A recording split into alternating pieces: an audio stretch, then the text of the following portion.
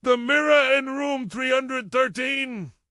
I was never a believer in the supernatural. Ghosts, demons, curses, just bedtime stories for bored minds. But all of that changed the night I checked into room 313 at a roadside motel in West Virginia. It was supposed to be just one night. I was driving cross-country, moving from New York to Oregon after quitting my job and deciding to start fresh. The sun had set, the rain had started pouring, and I was too exhausted to keep driving. So I pulled into this dingy little motel. You know the type? Flickering neon sign. One guy behind a bulletproof window, and a smell in the lobby that screamed of mold and cigarettes. There was only one room available. Room 313. I should have known. The guy at the counter hesitated before handing me the key. "You sure you want this room? It's kinda old," he said, eyes darting toward the corridor like something might be watching. But I was tired. I didn't care if the room had peeling wallpaper or smelled like a wet sock. I just needed sleep. When I entered the room, it looked normal. Worn-out carpet, sagging bed, TV from the 90s.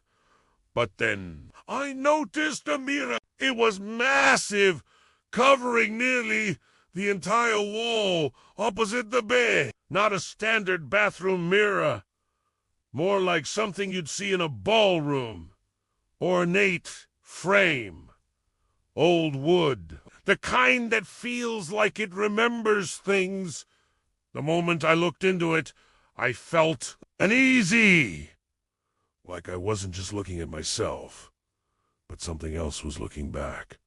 I laughed it off. Jet lag, caffeine crash, imagination. I took a quick shower, brushed my teeth, and crawled into bed.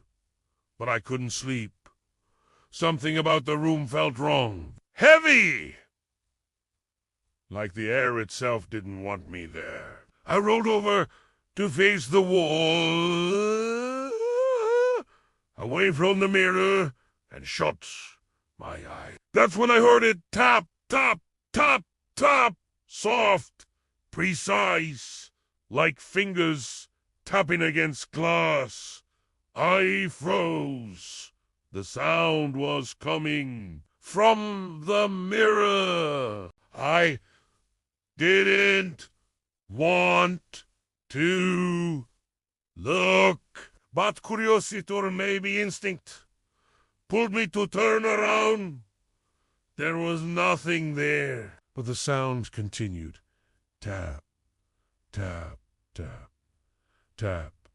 I slowly got out of bed, walked toward the mirror, and stared into it. My reflection was off. At first, I thought it was just bad lighting, but then I noticed my reflection wasn't copying me. I tilted my head. The reflection didn't move. I lifted my hand. The reflection stayed still. My heart stopped. That wasn't a mirror. That was a window to something else than the figure in the mirror. The one that looked like me began to smile, but not a normal smile. It stretched wide, unnatural, skin tearing at the corners. Its eyes turned pitch black, and then it moved, pressing its palms against the glass from the other side. The tapping grew louder. Tap, tap, tap, tap, tap. I stumbled back, heart racing, fumbling for the light switch. When I turned on the light, the mirror was just a mirror again. My reflection was normal, but I didn't sleep that night. At sunrise, I packed my bags and went to the front desk. I told the clerk what I saw. I expected him to laugh. He didn't. Instead, he looked at me. Wheat? Pity? You saw him too? He whispered. That room. It's been like that since 1983. I asked him what happened. He hesitated, then said, A man checked in. Said he was running from something. Stayed in room 313. Next morning, we found him dead.